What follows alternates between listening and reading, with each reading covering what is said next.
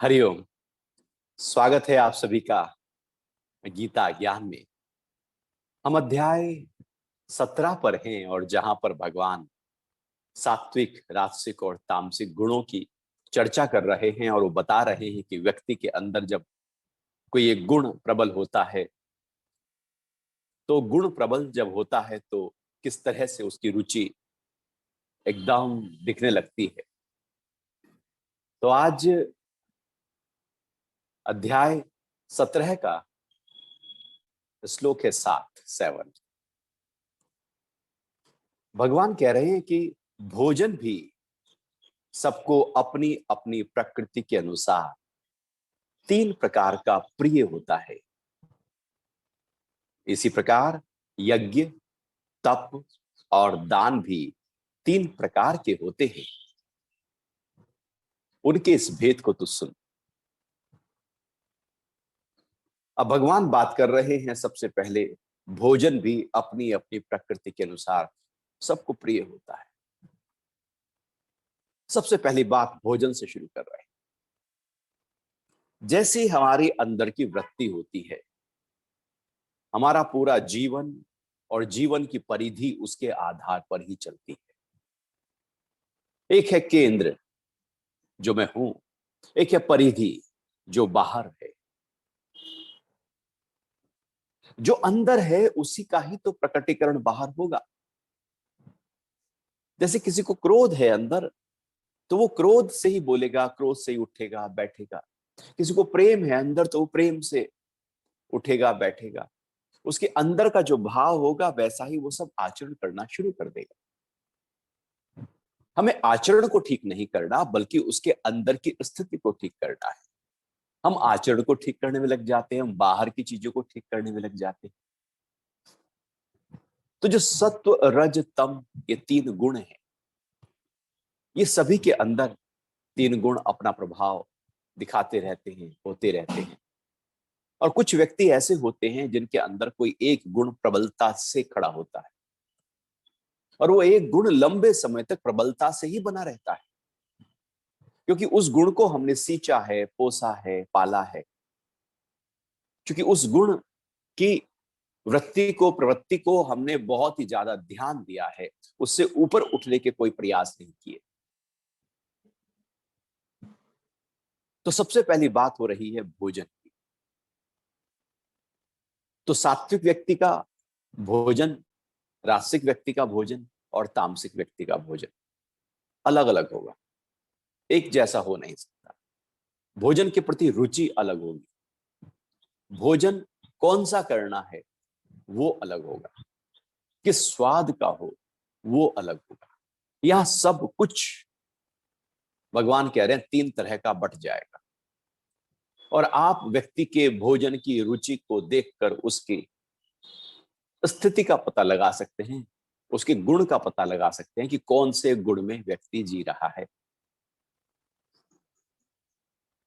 क्योंकि भोजन जीवन का एक आधार है। ये शरीर अन्नमय कोश है, अन्न से बना है, अन्न से घटता बढ़ता है, अन्न से पाला पोसा जाता है। क्योंकि जो स्थूल है वो अन्न से बन रहा है। जो हम भोजन खा रहे हैं, जो पी रहे हैं, उससे शरीर का निर्माण हो रहा है। जैसे हमारे उपनिषद कहते हैं कि आहार, निद्रा और ब्रह्मचर्य, ये 3 आधार स्तंभ हैं स्वास्थ्य के।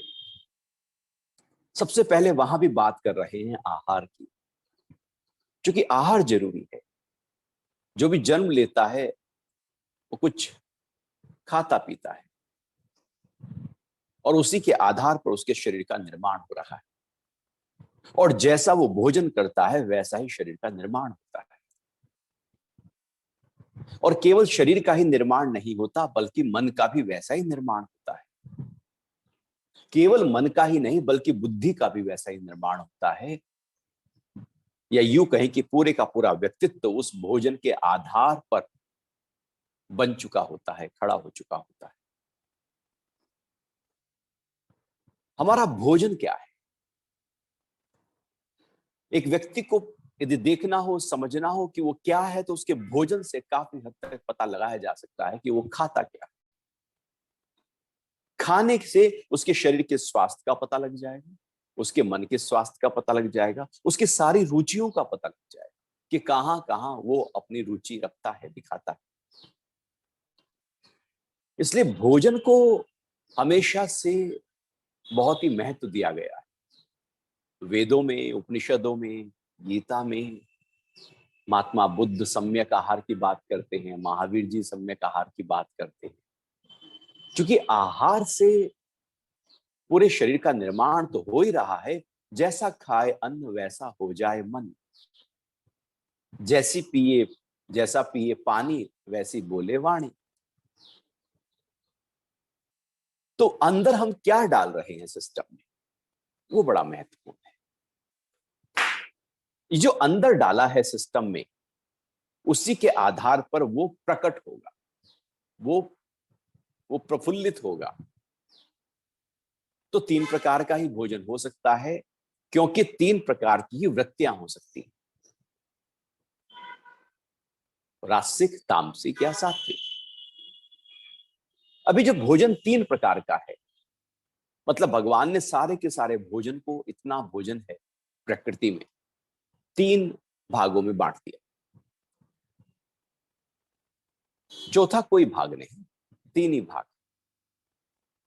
और वो भोजन जब एक तरह का प्रिय लगने लगता है, तो उसके आधार पर शरीर का निर्माण होने लगता है, मन का निर्माण होने लगता है, बुद्धि का निर्माण होने लगता है। और उसी के आधार पर पता लगता है कि व्यक्ति बुद्धिमान है या बुद्धिहीन है।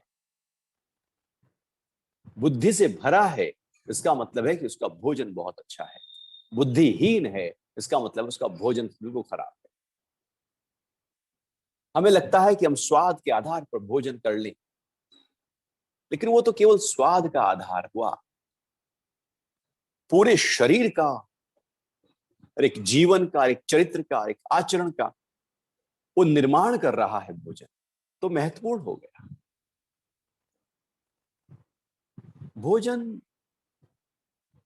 शरीर के निर्वाह के लिए हो, जीने के लिए हो, हमारा ध्यान भोजन पर ही रहता है। हम खाने के लिए ही जीते रहते हैं, अब ये खा लें, अब वो खा लें, अब ये खा लें। बहुत दिन हो गए घर में बैठे बैठे, घर का खाए खाए, चलो बाहर कुछ खाकर आते हैं। ये बाहर कुछ खाकर आते हैं, इसका मतलब है कि बुद्धि में स्थिरता नहीं है, ठहराव नहीं है, एकाग्रता नहीं।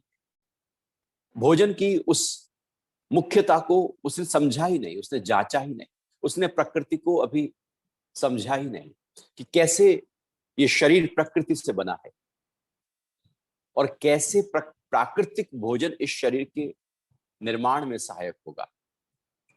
बाजार का भोजन का मतलब क्या होता है?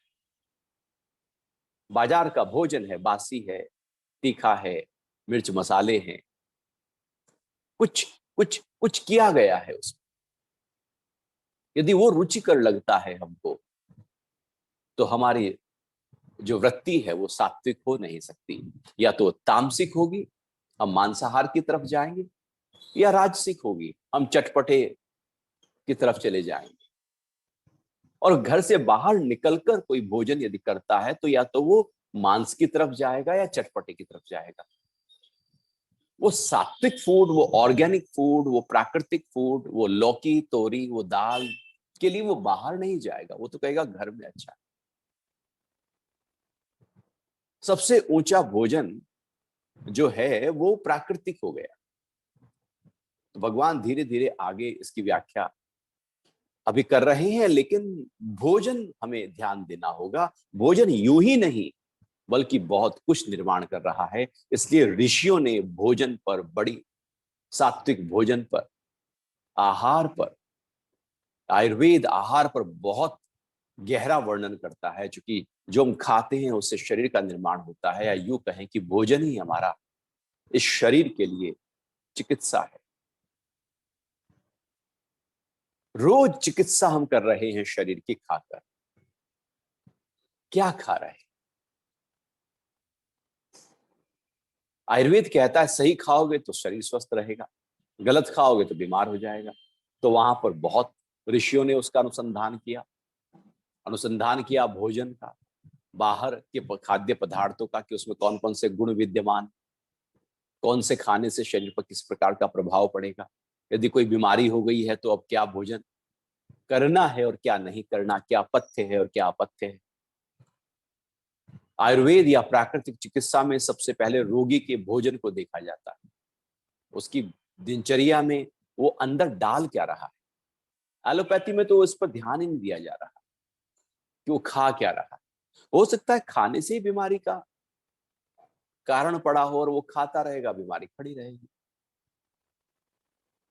भोजन जब हमारा ठीक हो गया तो हमारा समझो कि जीवन व्यवस्थित हो गया, संतुलित हो गया, स्वस्थ हो गया, और हम सब कुछ ठीक करने पर लग जाते हैं, लेकिन भोजन तो अपने स्वादानुसार ही करते रहते हैं। स्वास्थ्य अनुसार भोजन हो, स्वाद अनुसार तो भोजन, वो तो थोड़ी देर का स्वाद होगा, उसके बाद तो शरीर परेशान ही होगा। खा पी के जीभ तो चिपक कर बैठ जाती है, भुगतता तो ये शरीर, शरीर की ही बीमारियां होती है, जीभ की तो बीमारी होती नहीं, और सारी लपलपाती है जीभ है। तो भोजन को बड़ा महत्व देना है, आहार को बड़ा महत्व देना है।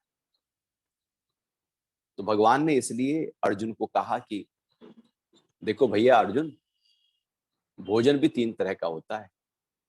तीन तरह के लोग अलग अलग तरीके से भोजन के प्रति आकर्षित होते हैं, रुचि दिखाते हैं, और वो वही भोजन खाते रहते हैं। और फिर केवल भोजन ही तीन प्रकार का नहीं होता, फिर वो कह रहे हैं कि इस प्रकार यज्ञ, तप और दान भी तीन प्रकार का है। अब या तो व्यक्ति खाएगा,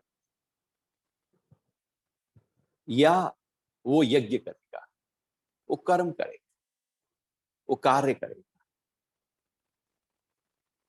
या वो शरीर को तपाएगा, तप करेगा, कुछ कुछ प्रैक्टिस करेगा, कुछ अभ्यास करेगा, कुछ व्यायाम करेगा, कुछ करेगा जिससे शरीर, इंद्रियां, मन उसकी सधे। और फिर जब उस पर धन आ जाएगा तो वो दान करेगा, वो देगा, कुछ ना कुछ देगा, वो कुछ भी दे सकता है। जरूरी नहीं कि पैसा का ही दान हो, ज्ञान का दान हो सकता है, अन्न का दान हो सकता है, वस्त्र का दान हो सकता है। बहुत प्रक्रियाएं हैं दान की भी, जो जिसके पास है वो दान कर रहा है। तो एक तो व्यक्ति कुछ करता है, चाहे वो अपने लिए कर रहा है, सबके लिए कर रहा है, वो कर रहा है, या वो शरीर को साध रहा है, या वो कुछ दे रहा है, और या वो खा रहा है। तो इस तरह से भगवान ने पूरी दिनचर्या को इन चार भागों में बांट दिया, और कहा कि या तो वो भोजन जब करेगा तो वो भी तीन प्रकार का होगा, उसका यज्ञ भी तीन प्रकार के होंगे, तप और दान भी तीन प्रकार का होगा।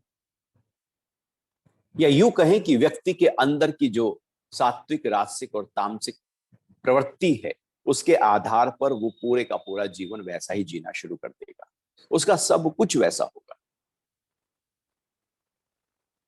यदि वो सात्विक व्यक्ति है तो उसका भोजन सात्विक होगा, उसका यज्ञ सात्विक होगा, उसका तप सात्विक होगा, उसका दान सात्विक होगा, सब कुछ उसका सात्विक होने वाला है। ऐसा नहीं कि भोजन ही सात्विक है और कर्म तामसिक है, नहीं, ऐसा नहीं हो सकता। वो सब फ्लो आएगा, एक प्रवाह, एक धारा बहेगी। तो अंदर की रुचि के आधार पर व्यक्ति बाहर के कर्मों में उतर जाता है, और बाहर के कर्मों, और हम गलती क्या कर जाते हैं कि हम किसी के बाहर के कर्मों को ठीक करने में चले जाते हैं, कि उसकी खाने को ठीक करो, उसके यज्ञ तप दान को ठीक, उसकी एक्टिविटी को ठीक करो। बाहर से ठीक करके कुछ ना होगा, वो तो थोड़ी दिन का है, थोड़ी देर का है। अंदर से जो भाव उठ रहा है वो तो फिर खा लेगा। वैसे तो होता है, घर में परहेज करता है व्यक्ति और जाके फिर बाहर कुछ खा आता है। वो घर में पीने को नहीं है, वो बाहर जाकर कहीं जाता है पी आता है। घर में नॉनवेज खाने को नहीं है, बाहर जाकर वो खा आता है। वो कुछ बाहर कर आता है, क्योंकि जबरदस्ती बाहर रोका गया है। वो बाहर का रोकना वो तो ऐसे ही है कि जैसे नदी ऊपर से बह रही है और आगे से बांध लगा दिया। वो बांध तो कब तक रहेगा? आखिर पानी तो पीछे इकट्ठा हो ही रहा है, पानी तो जोर मार ही रहा है, कभी ना कभी या तो बांध को तोड़ देगा या वो नए रास्ते बना लेगा। पानी को आना ही बंद कर दो या उसकी दिशा ऊपर से बदल दो तो बात अलग है। यहां पर भी भगवान ऐसी ही बात कर रहे हैं कि अंदर से जो धारा प्रवाह बह रही है वो तीन दिशाओं में बट जाती है।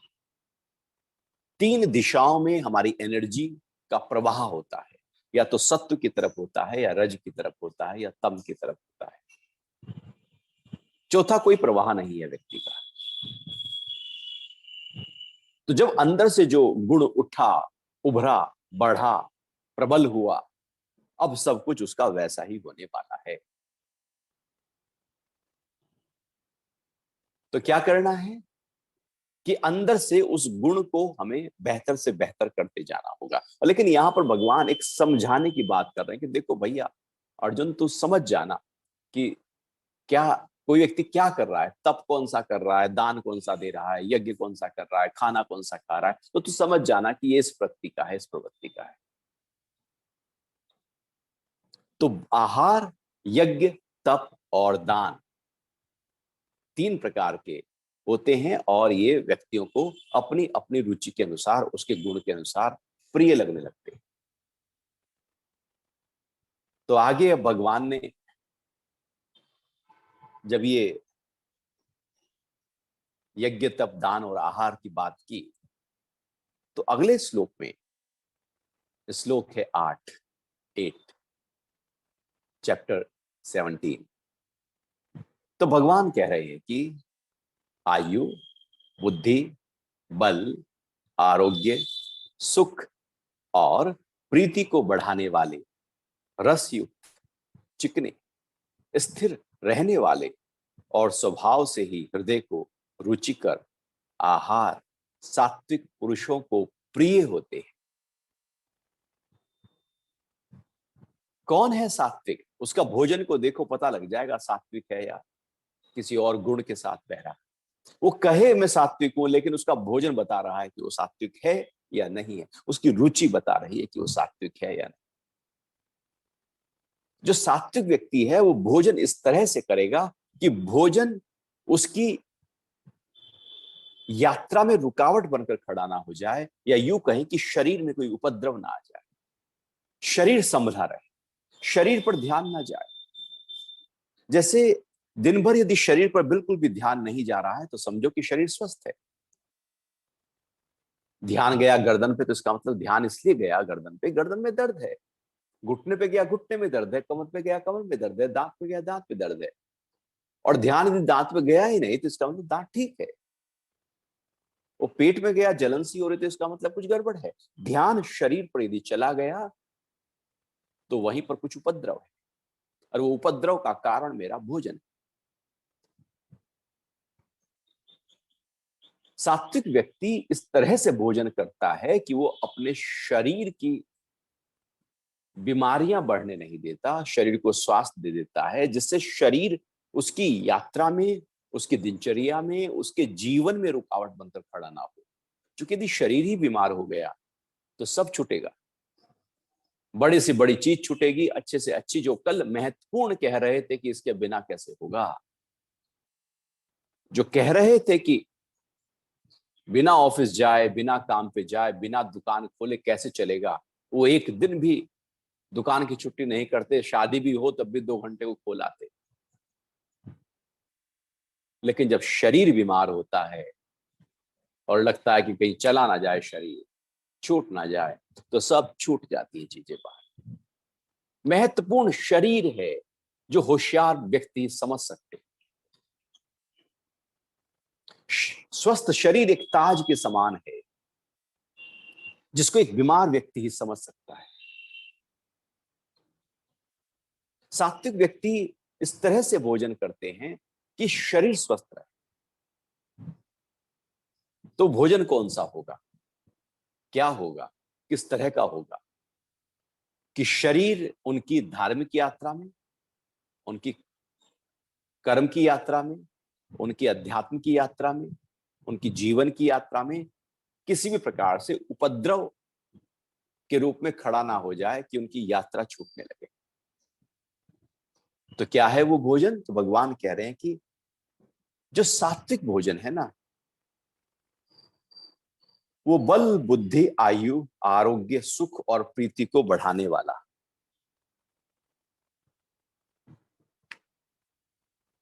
कैसा भोजन होता है वो? रसयुक्त है, चिकना है, स्थिर रहने वाला है और स्वभाव से हृदय को रुचिकर आहार है। यहां पर सात्विक भोजन का मतलब है प्रकृति से आया हुआ भोजन, प्राकृतिक भोजन, जिसमें आपने कुछ किया नहीं है ज्यादा, और मिर्च मसाले तड़का भड़का ये स्टाइल बनाने का, वो स्टाइल बनाने का, जिसमें जब आप ज्यादा कुछ डाल देते हो ना, कुछ कर देते हो, भोजन अपनी मूल प्रकृति से हट जाता है। यदि भोजन अपनी मूल प्रकृति से हट गया तो वो सत्व गुण से हट गया है। सात्विक भोजन है कि जो वृक्षों से आया है, जो धरती मां से आया है, जो गाय से आया है। इस तरह से दूध सात्विक कहलाएगा। दूध, दही, घी, मक्खन, ये सात्विक भोजन के अंतर्गत आएगा। फल, अनेक प्रकार के फल, हर रंग के फल, हर तरह के फल, हर ऋतु के फल हैं अपने। ऐसी कोई ऋतु नहीं जहां कोई फल ना आता हो, वो सात्विक भोजन है। सब्जियां, हर ऋतु की अपनी सब्जी है और हर देश में अपनी अपनी सब्जियां हैं जो प्रकृति से आती है, तो सात्विक है। तो सात्विक है जो प्राकृतिक है, जो नेचुरल है। अब हम लेकर तो आए बाजार से सब्जी, लेकिन उसमें लगाया हमने ये मसाला, वो मसाला, ये वाला, ये डाला, घी डाला, उसे भुना और उसे फ्रिज में रख दिया। ज्यादा तेज गरम खा लिया, बासी खा लिया, ठंडा खा लिया, वो सब अपनी मूल प्रकृति से हट गए। जो सात्विक भोजन है वो नेचुरल, वो ऑर्गेनिक फूड है, जो प्राकृतिक है। जब वो चिकना भी हो, भोजन में चिकनाहट हो, अर्थात जो गाय का दूध है, दही है, मक्खन है, घी है, क्योंकि चिकनाहट हमारे जॉइंट्स के लिए, मसल्स के लिए बहुत ही अच्छी चिकनाहट, हमारे हार्ट के लिए बहुत अच्छी लाभकारी हो जाती है, जो एचडीएल को बढ़ाने में हेल्प करती है। खराब चिकनाहट जो है, जो आर्टिफिशियल है, वो फिर एलडीएल को बढ़ाएगी। अच्छी चिकनाहट एचडीएल को बढ़ाएगी। या सरसों का तेल हम लेते हैं, देसी घी प्योर लेते हैं, जो वास्तविकता में प्योर हो, तो जो चिकनाहट है और सही मात्रा में लिया जाए तो जॉइंट्स के लिए, हार्ट के लिए और पूरे शरीर में के लिए, स्किन के लिए बहुत ही फायदेमंद हो जाती है। तो भगवान कह रहे हैं कि रस युक्त, पहली बात है उसमें रस हो। रस किसमें होगा? जो आपने पका दिया उसमें रस होगा क्या? आप कभी सेब खाओ, आप आम खाओ, आम का सीजन है, आप लीची खाओ, आप आड़ू खाओ, आलू बुखारा खाओ, आप जैसे ही काटोगे एकदम रस आना शुरू हो जाएगा, एकदम बहना शुरू हो जाएगा, वो बाहर एकदम कपड़ों तक बह जाएगा। रस है उसमें, जिसमें अंदर रस हो। सारे फलों में रस भरा पड़ा है।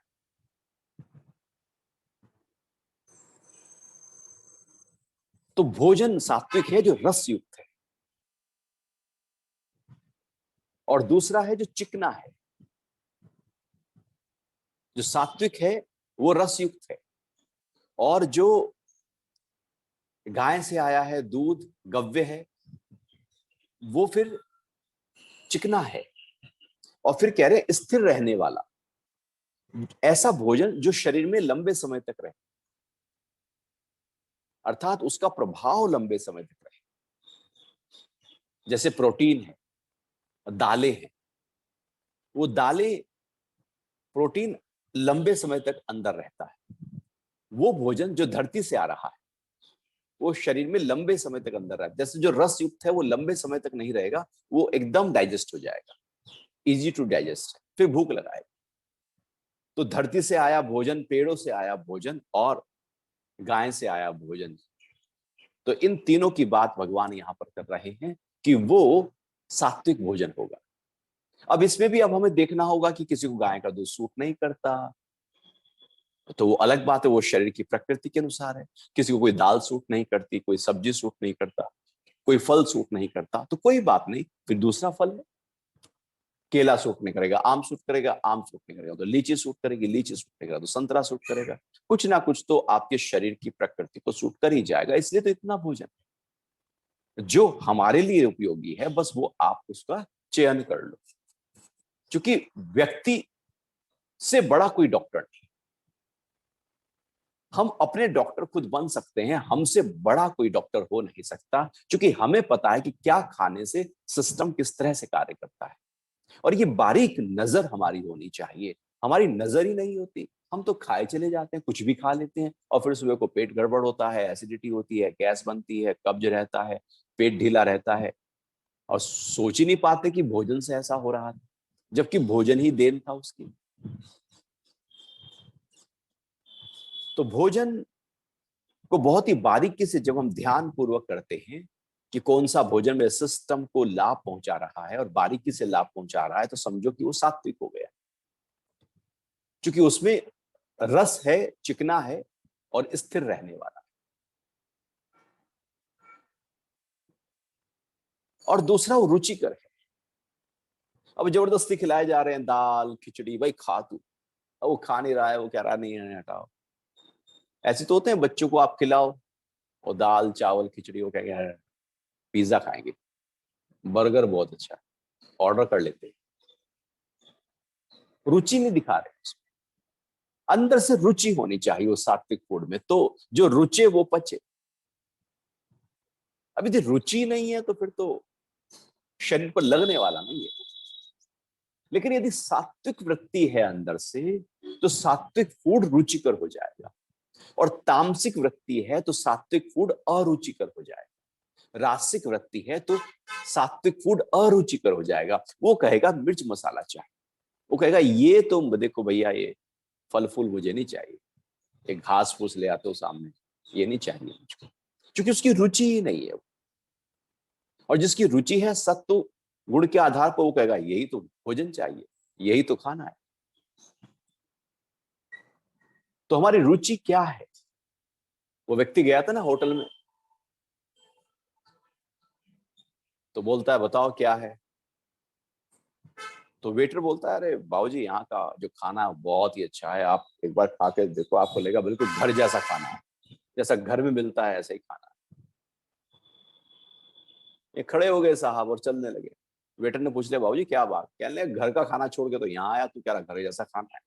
अरे भैया खा खा के थक गया हूँ वो घास फूस, मुझे कुछ खिला, वो जो मेरी जुबान के लिए अच्छा। रुचि यदि अंदर से सत्व गुण की है तो वो हर जगह सात्विक भोजन ढूंढेगा।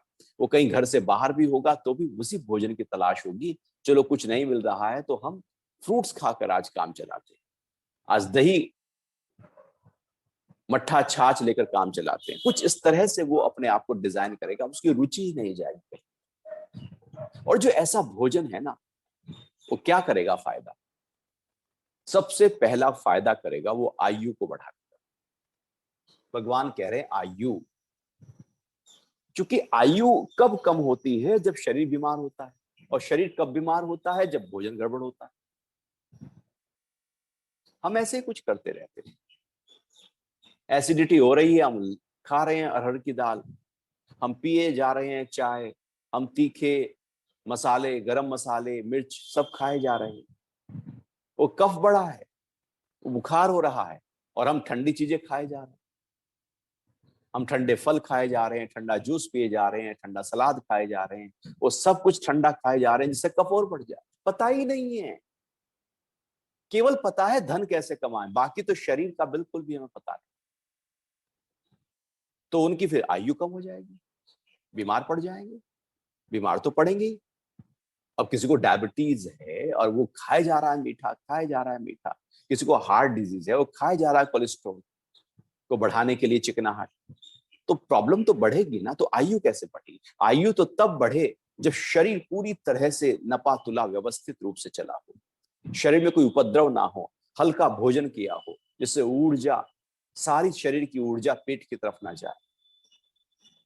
हम जब बहुत गारिष्ठ भोजन कर लेते हैं तो सारी ऊर्जा वहीं चली जाती है, क्योंकि भोजन को पचाना है। अब ना वो बुद्धि में रहेगी, ना वो विवेक की तरफ जाएगी, ना वो अन्य कर्मों की तरफ जाएगी, इसलिए व्यक्ति ज्यादा खाकर सोने की तरफ भागता है। लेकिन जो सात्विक भोजन है, वो सात्विक भोजन आपकी आयु को बढ़ाएगा,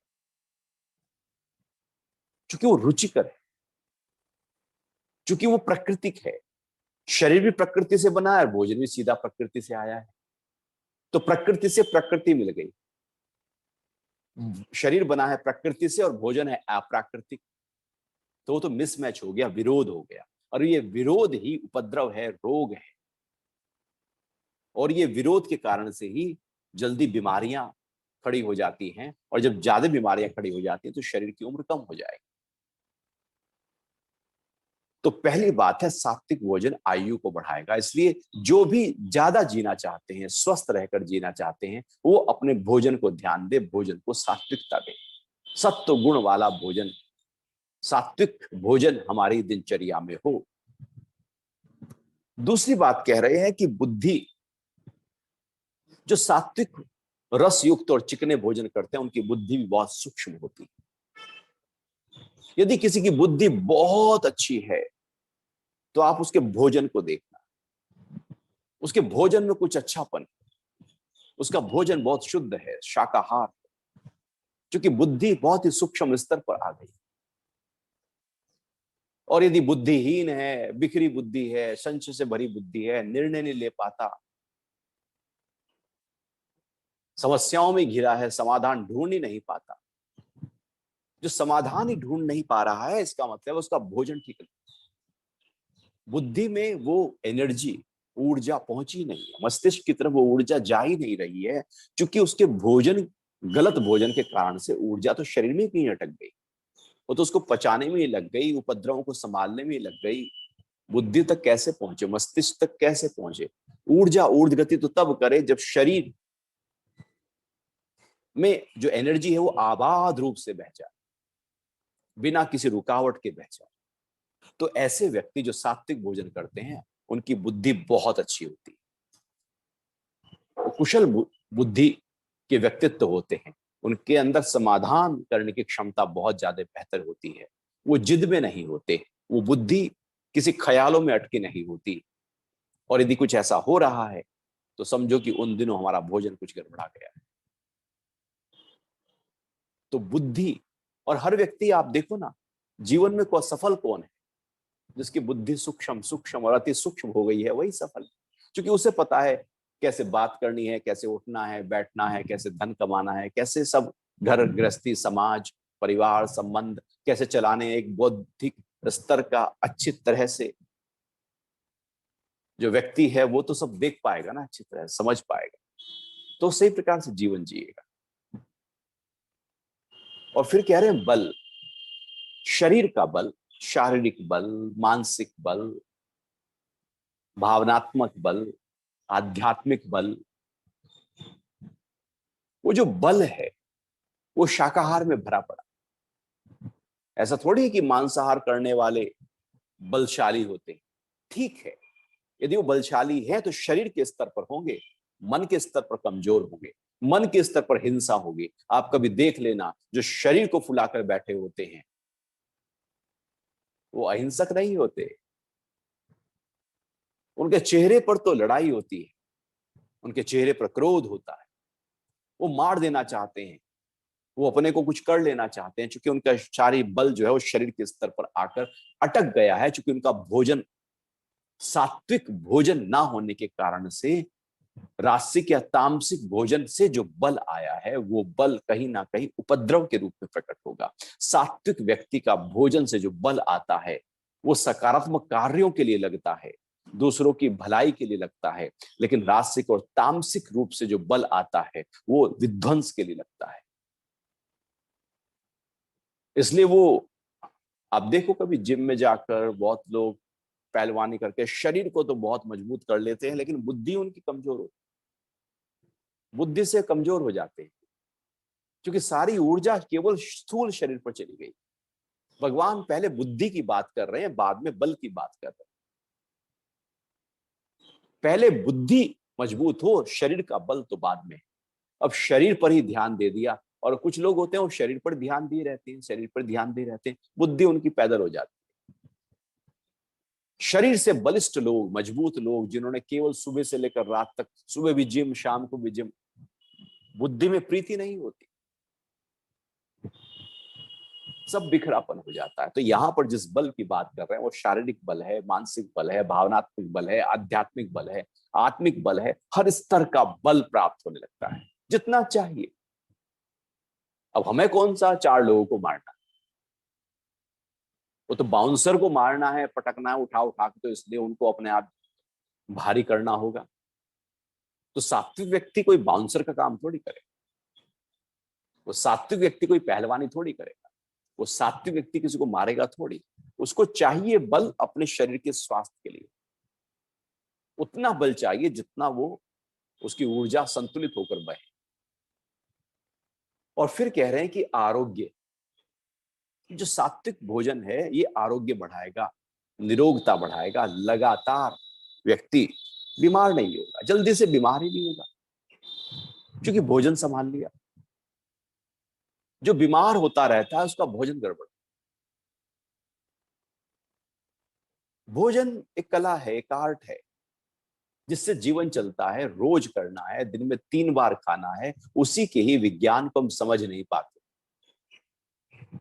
और और इतनी बीमारियों का जो कारण है आज, वो सारा भोजन है। समझ ही नहीं पाए कि भोजन हमारे शरीर के लिए, क्योंकि जो हमने अंदर डाला उसी से ही तो शरीर बना। हम डाल क्या रहे हैं उसका होश नहीं, हम जो सामने आए वो खा रहे हैं। जो बन गया, जो दिख गया, जो पार्टी में आ गया, जो किसी के घर गए वहां जो दिख गया, जो भी आया वो खा लिया। कोई डस्टबिन, कचरे का डिब्बा है अंदर, कुछ भी डाल लो, कभी भी डाल लो, कितना भी डाल लो, कैसा भी डाल लो, बासी डाल लो, तीखा डाल लो, कुछ भी डाल लो, भाई फिर तो शरीर तो बीमार होगा।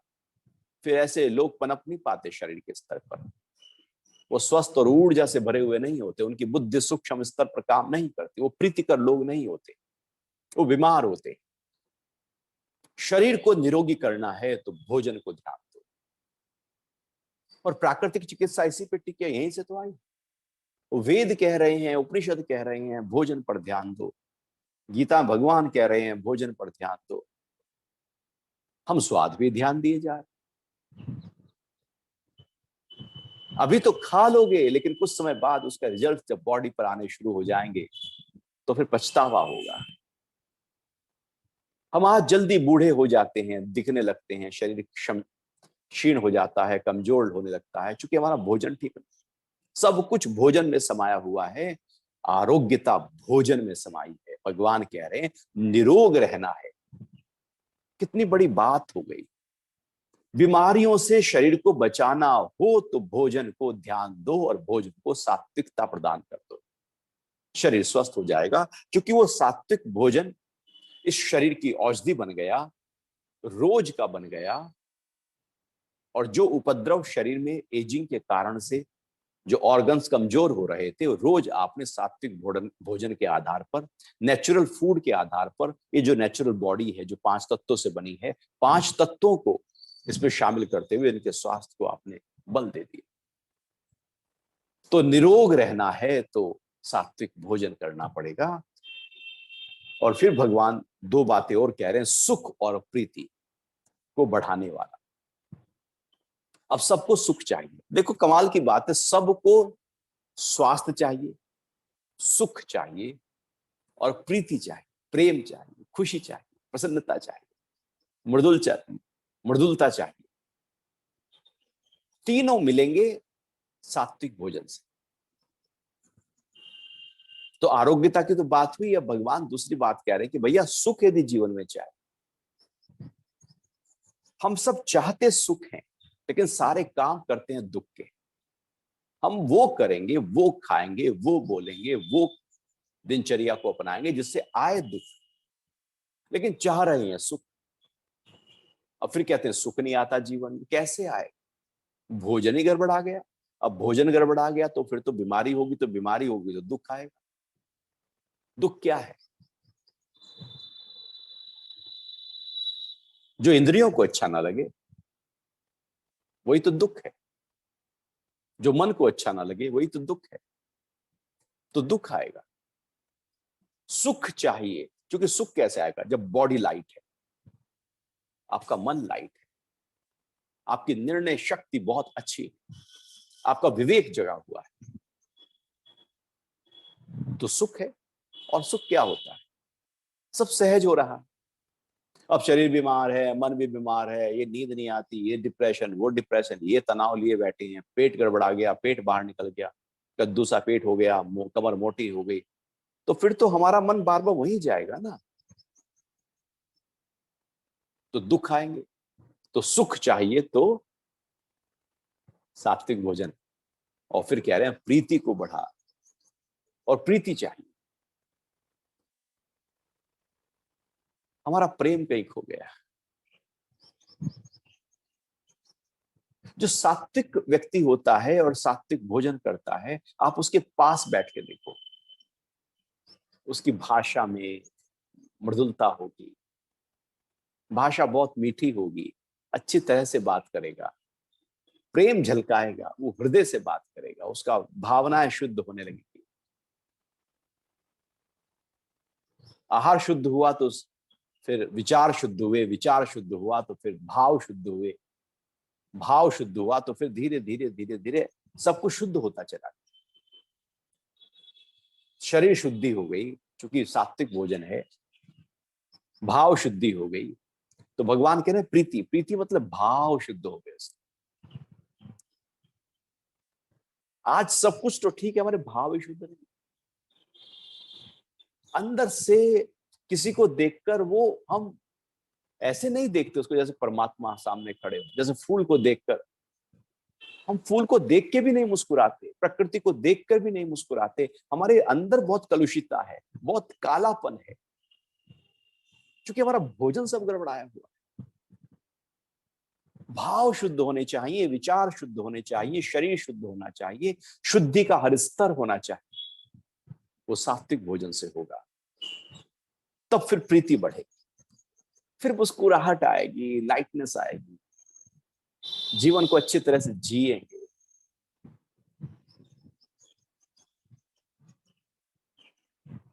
क्योंकि जब हमारा भोजन ठीक नहीं है तो हमारी प्रीति कहां होगी? वो तो हम क्रोध में ही रहेंगे, चिड़चिड़ेपन में रहेंगे, भागे भागे रहेंगे। वो आगे भगवान बता रहे हैं, वो राष्ट्रिक भोजन वाला वो भागता ही रहता दिन भर, वो कभी ऑफिस, धन, और उसके अंदर भाग भाग लगी पड़ी, वो ठहर नहीं पाता। सात्विक व्यक्ति ठहरता है, उसमें एक एक एक स्थिरता पैदा हो जाती।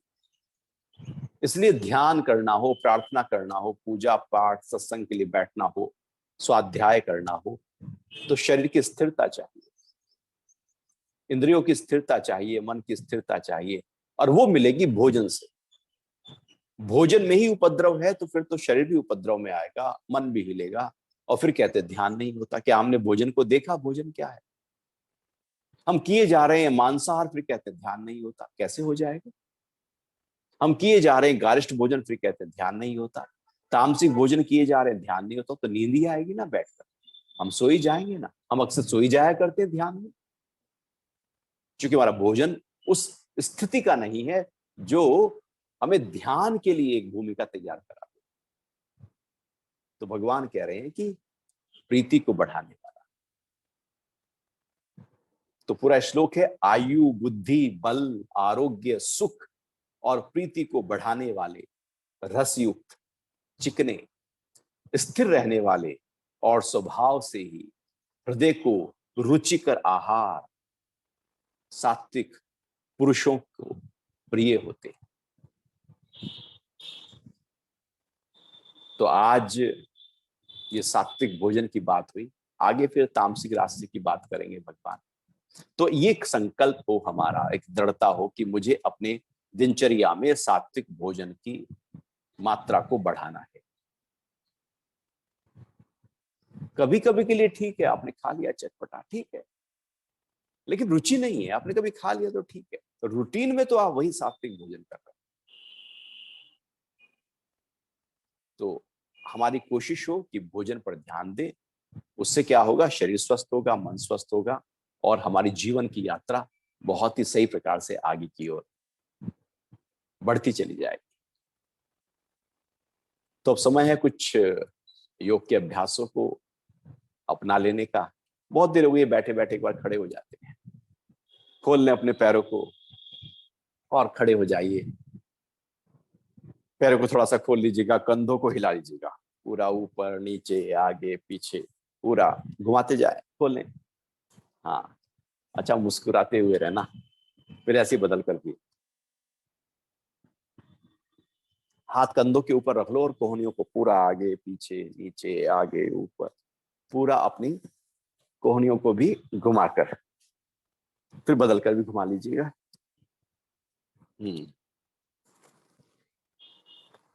छोड़ देते हैं। गर्दन को लेफ्ट साइड में ले जाओ, फिर से राइट साइड में, लेफ्ट राइट, बीच में लाकर गर्दन को पूरा पीछे, गले पर खिंचाव पड़ने दो, पूरा आगे दबाव पड़ने दो, फिर से ऊपर और फिर नीचे। छोड़ देते हैं, पैरों को मिला लें, ताड़ासन करते हैं, उंगलियां फंसाएं, हथेलियां पलटें, सांस भरें, हाथों को उठा दें ऊपर की तरफ, खींच दें, खींचे, जितना खींच सके ऊपर को लगातार खींच दीजिएगा। एड़िया भी उठा दो जी और खींचे। अच्छा, मुस्कुराता हुआ चेहरा, कंधों को भी खींचा है, कंधे खींचते ही आपकी कमर खींचने लगी, छाती खींचने लगी, सांस पूरा भरो तो लंग्स में अधिक से अधिक ऑक्सीजन जाएगी, पेट पर भी एक खिंचाव है, हर जोड़ पर खिंचाव है, हर मांसपेशी पर खिंचाव है, पूरा नर्वस सिस्टम अलर्ट हो रहा है, तरोताजगी देने वाला, शरीर को पूरी तरह से खोल देने वाला, उसकी जकड़न अकड़न को दूर करने वाला। हाथ थोड़े पीछे तो ले जाओ, थोड़ा मुस्कुराओ और थोड़ा और खींचो, जितना खींचा जा सकता है खींच लिया शरीर को। फिर धीरे से हाथों को नीचे ले आइएगा, पैरों को थोड़ा खोल लें, एक बार जरा हाथों को घुमा लो, पूरा ऊपर पीछे पूरा घुमाते जाओ, कंधों को मजबूत करते हुए मुट्ठियों को बांध कर रखना। अच्छा, पूरा छोटा घुमाओ, जरा हाथ थोड़े पीछे करके घुमाते जाओ, घुमाते जाओ। आप फील करोगे हाथ जितने पीछे जाएंगे आपके लंग्स उतने फैल जाएंगे, सांस पूरा भरना निकालना, कंधे पीछे जाएंगे, आपके दिन भर के पोस्चर को ठीक करेगा। जो झुककर चलते हैं, गर्दन झुका कर रखते हैं, पीठ झुकी रहती है, खूब सा रहता है, कंधे झुके रहते हैं, सीधे बैठते ही नहीं है, उल्टा भी घुमा लो। वॉक भी करते हैं तो झुके झुके करते हैं, जैसे पता नहीं कितने किलो की बोरी इनके सिर के ऊपर रखी हुई है। तो जो पोस्चर गड़बड़ाता है उससे हमारी बॉडी एनर्जी इंबैलेंस हो जाती है, हमारे मस्तिष्क पर उसका इम्पैक्ट आने लगता है।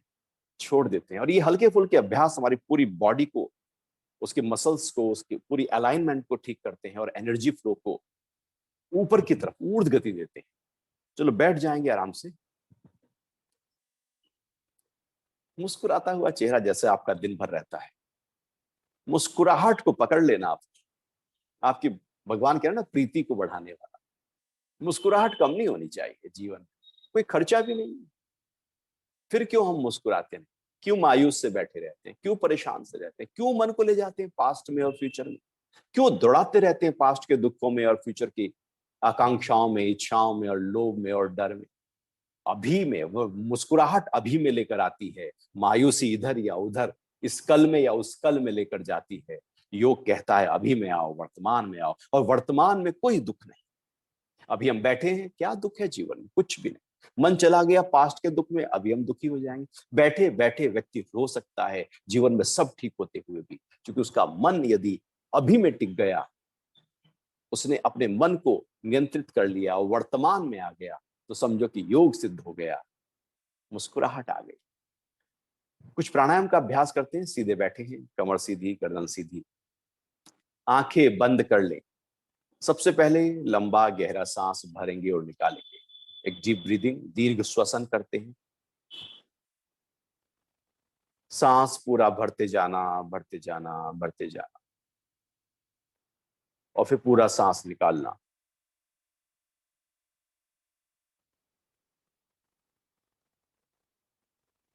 फिर से भर लेना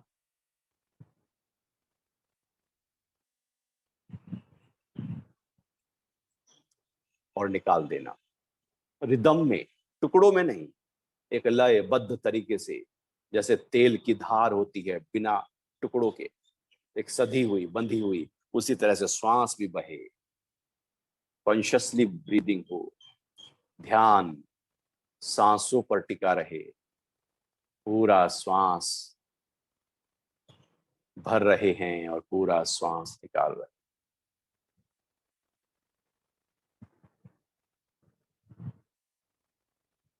भरते जाएं, भरते जाएं, भरते जाएं, फिर पूरा सांस निकालते जाएं, निकालते जाएं।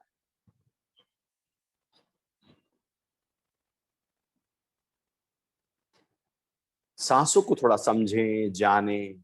जीवन है सांस, इनको गहरापन दे, इनको मित्र बना लें अपना। जिसकी सांस मित्र है वो अकेला भी कभी भी परेशान हो नहीं सकता, बोर हो नहीं सकता, क्योंकि वो जब भी अकेला है उसने श्वास पर अपने ध्यान को लाकर वो फिर से और ऊर्जा से भर जाएगा। तो श्वासों को फील करें, गहराएं श्वासों को कि श्वास भर जाए। जो 1/3 ही यूज करते हैं फेफड़े, मैक्सिमम यूटिलाइजेशन फेफड़ों का हो जाए।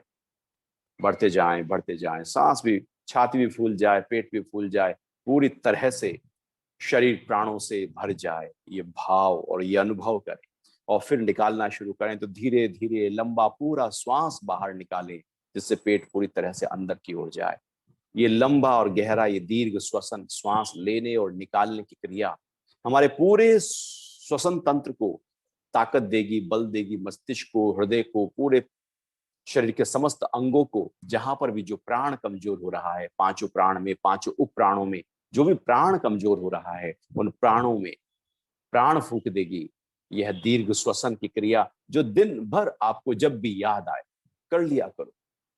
आप बैठे हैं, टीवी देख रहे हैं, मोबाइल पर हैं, बात कर रहे हैं, वॉक कर रहे हैं, खाली हैं, बस श्वास पर ध्यान लाकर उसको गहरापन देना शुरू कर दो। आप पाएंगे तनाव चला गया, ब्लड प्रेशर कंट्रोल हो गया, एकदम मन में ठहराव आ गया, रात की नींद बेहतर होने लगेगी, सोचने समझने की शक्ति बेहतर हो जाएगी, धैर्य हमारे अंदर बढ़ने लगेगा, बातों में हम थोड़ा सा बुद्धि का प्रयोग करने लगेंगे, बिखरे हुए शब्द हमारे एकदम बह जाएंगे, क्योंकि हमने श्वासों को ध्यान दिया। वो श्वासें जो जीवन को चला रही हैं, जिसपे टिका है सब कुछ। तो ये पहला अभ्यास हमने किया। अब करते हैं उज्जाई प्राणायाम। श्वास भरेंगे तो गले की मांसपेशियों को टाइट करना, जैसे मुट्ठी को बांध लेते। श्वास भरते जाना, भरते जाना। एक घर्षण की आवाज होगी, उस आवाज को करते रहे जब तक सांस भर रहे हैं। आवाज हो रही है, एक टकराहट की आवाज है। और फिर जब सांस पूरा भर ले, सीना फूल जाएगा, उसके बाद लेफ्ट नोस्ट्रल से श्वास को धीरे से बाहर निकाल दीजिएगा, राइट को बंद करके अंगूठे से। तो शुरू करते हैं और लगातार करेंगे इस अभ्यास को 8 से 10 बार। सीधे बैठिएगा, क्योंकि ये बहुत ही लाभकारी अभ्यास है। तो क्या करना है,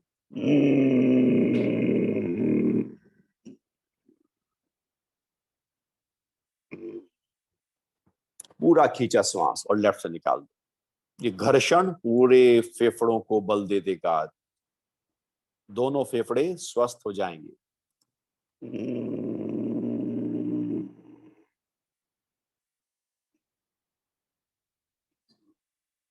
ये भाव हो कि फेफड़े और मजबूत हो रहे हैं,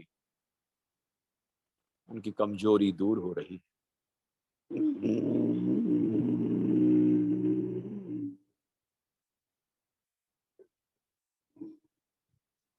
हार्ट की ब्लॉकेज को दूर करने में मदद करने वाला अभ्यास है।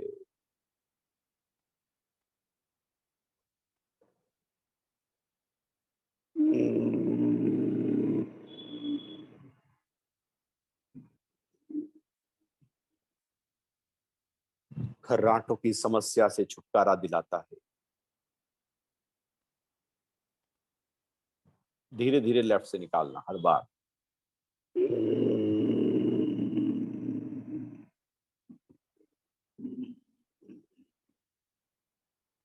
थायराइड और पैराथायराइड ग्रंथियों के चयापचय की क्रिया को संतुलित करने में मदद करता है।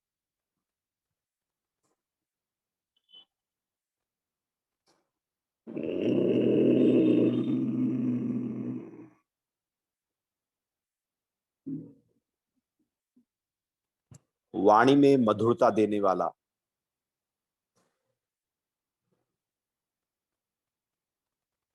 एक बार और करते हैं।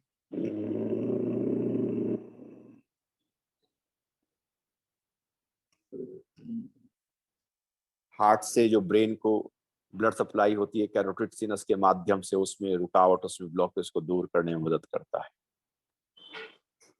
धीरे से गले की जरा मालिश कर ले हल्की सी। मुंह में जो सलाइवा है उसको निगल लीजिएगा, जो हल्की सी खराश हो जाती है वो खराश दूर हो जाएगी। बस करते हुए बहुत ज्यादा जोर नहीं लगाना, नहीं तो एकदम खांसी सी आएगी, धसका सा उठेगा। लेकिन ये गले के लिए, गले के कफ के जमाव के लिए, बोलने में कफ का जमाव, आवाज में क्लैरिटी नहीं है, मधुरता नहीं है, जो गायन की तरफ रुचि रखते हैं वो ये अभ्यास के माध्यम से अपने फेफड़ों की शक्ति को और स्वर को लंबा साध सकते हैं, वाणी में मधुरता ला सकते हैं। करते हैं भ्रामरी प्राणायाम। इसमें श्वास भरते हुए आवाज की थी, भ्रामरी में श्वास निकालते हुए आवाज करेंगे। बाहर की आवाजें कानों में ना जाए, अंगूठों से कान बंद किया, मन विचारों से खाली हो जाए, इंडेक्स फिंगर को आंख पर रखा, और बाकी नासिका और मुख, ये जो इंद्रियां हैं इनको ढक लिया हमने, सभी इंद्रियों को पूरा एक प्रेशर डाला, जिससे ऊर्जा जो बाहर की तरफ लगातार बहती रहती है वो अंतर्मुखी हो जाए। सांस भर लीजिएगा।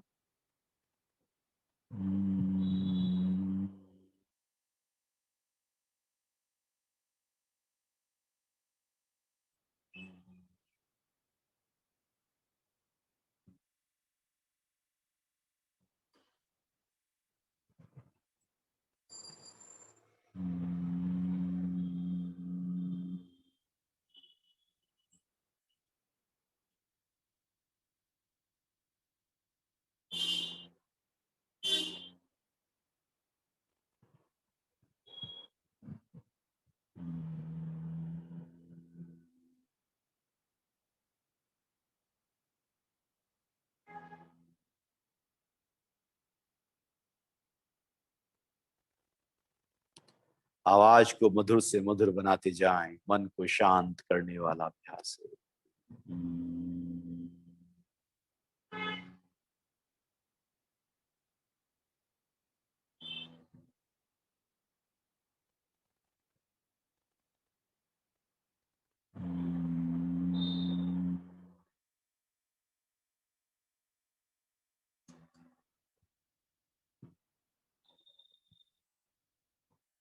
धीरे से हाथों को नीचे लाकर आंखें बंद किए बैठे रहे। भ्रामरी प्राणायाम तनाव, क्रोध, चिड़चिड़ापन, जल्दबाजी, घबराहट, नींद ना आना, ब्लड प्रेशर की शिकायत, सेंट्रल नर्वस सिस्टम की विकृति, नर्वस सिस्टम की विकृति, साइकोसोमैटिक डिजीज बहुत लाभकारी है। ये पिट्यूटरी पीनियल ग्लैंड को व्यवस्था देता है, हैप्पी हार्मोन्स को रिलीज करने में मदद करता है। रोज किया करें। करते हैं ओम का जाप, सीधे बैठे हैं, सांस भर लीजिएगा।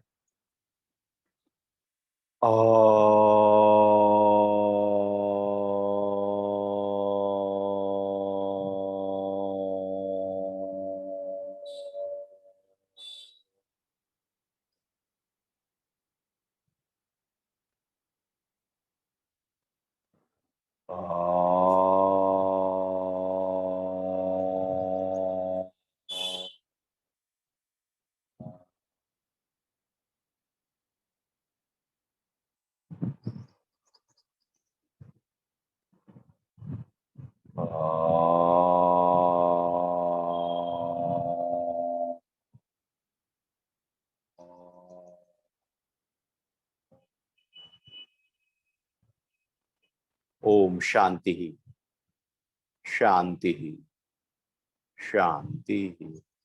हथेलियां रगड़कर गर्म कर ले, ऊर्जा हथेलियों में बहने दे, और फिर हाथों को रख लें आंखों के ऊपर, ढक लें अपनी आंखों को। मन जो अमन हो गया है, ठहर गया है, शांत हो गया है, अनुभव करें, गहरी शांति को अनुभव करें। हथेलियां हटा लेते, आंखें खोल लीजिए। आज के लिए इतना ही। हरि ओम। जय श्री कृष्णा।